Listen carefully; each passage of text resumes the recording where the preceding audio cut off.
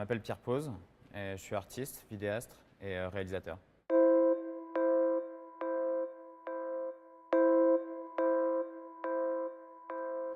Alors je suis ici parce que je suis invité par le musée Esbaluard dans le cadre d'un projet européen qui s'appelle The Spur.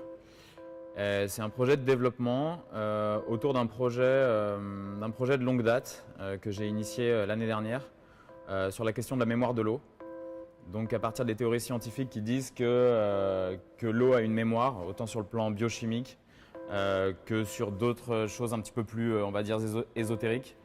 Notamment la mémoire au niveau des intentions, au niveau des vibrations. Et donc dans le travail qu'on voit derrière, c'est un travail que j'ai créé autour d'une sorte de display que j'ai créé autour de cet aspect-là du projet.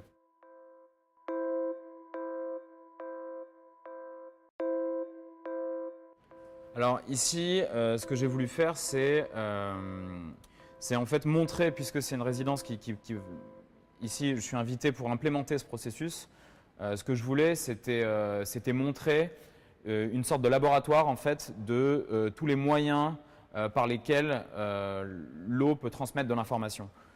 Donc à partir de plusieurs recherches, il y a des éléments qui convoquent directement des choses pour un artiste.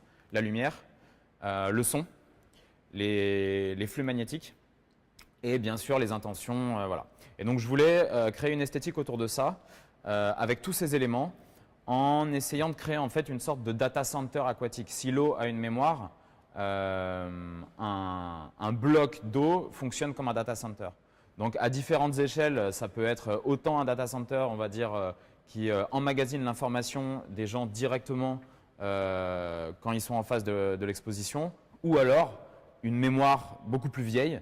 C'est pour ça que là j'ai fait une installation dans l'Aljib, qui est un des plus vieux lieux du musée et qui était utilisé avant pour contenir toute l'eau en fait, qui alimentait la ville. Donc maintenant, c'est une des salles du musée. Et donc si l'eau a une mémoire, c'est le lieu qui contient la mémoire de la ville.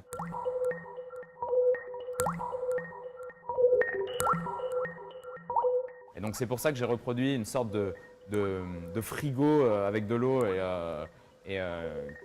qui est un peu gardé comme ça dans cet endroit, un peu comme dans les box des data centers justement pour rejouer un petit peu ça.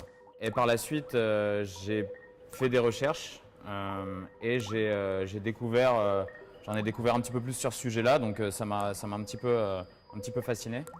Et du coup, j'ai essayé de faire la rencontre de spécialistes, notamment de scientifiques qui travaillent sur la question, pour essayer de voir un petit peu la véracité scientifique de toutes ces questions-là. Et donc ça a ouvert le champ des possibles sur pas mal de choses. Et donc c'est à partir de là que j'ai commencé à vouloir créer une esthétique autour de ça. Une esthétique qui pourrait, en fait, parce que ça convoquait chez moi pas mal d'analogies. Le fait que ça mette en lien, ça puisse mettre en lien les individus de manière, on va dire, invisible ou même métaphysique. Ça convoquait chez moi la science-fiction, parce que mon travail utilise souvent, on va dire, j'aime bien utiliser la fiction à travers des films.